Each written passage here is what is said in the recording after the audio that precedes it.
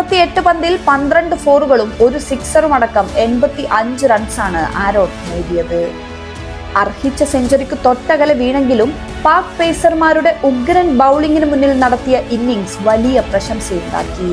Commentary ബോക്സിൽ നിന്നും Indian ക്രിക്കറ്റിലേക്ക് next Sanju Samson എന്നുവരെ പരാമർശമുണ്ടായി. Vaibhav വെടിക്കെട്ട് സെഞ്ചുറി തീർത്ത് ഇന്ത്യക്ക് 234 റൺസിന്റെ കൂറ്റൻ ജയം സമ്മാനിച്ച UAE-ക്കെതിരായ മത്സരത്തിലും ആരോൺ അർദ്ധ സെഞ്ചുറി നേടിയിരുന്നു.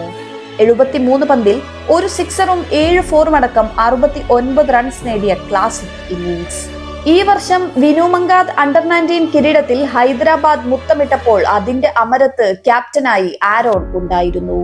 ടൂർണമെന്റ് ചരിത്രത്തിലെ ഏറ്റവും മികച്ച സ്ട്രൈക്ക് റേറ്റിൽ ഏറ്റവും അധികം സെഞ്ചുറിയുമായി ടീമിനെ മുന്നിൽ നിന്നും നയിച്ച ആരോണിലൂടെയാണ് വിനു മങ്കാദ് ട്രോഫിയിൽ ഹൈദരാബാദ് കിരീടം നേടിയത്. ആ നേട്ടത്തിനുള്ള അംഗീകാരം എന്നോളമാണ് ഏഷ്യ കപ്പിനുള്ള ഇന്ത്യൻ അണ്ടർ-19 ടീമിലേക്കും ആരോണിന് വിളിയെത്തുന്നത്. അതും ഉജ്ജ്വലമാക്കുകയാണ് മാവേലിക്കര സ്വദേശിയായ ഈശോ വർഗീസിന്റെയും കോട്ടയം സ്വദേശിനിയായ പ്രീതി വർഗീസിന്റെയും മകനായ ആരോൺ.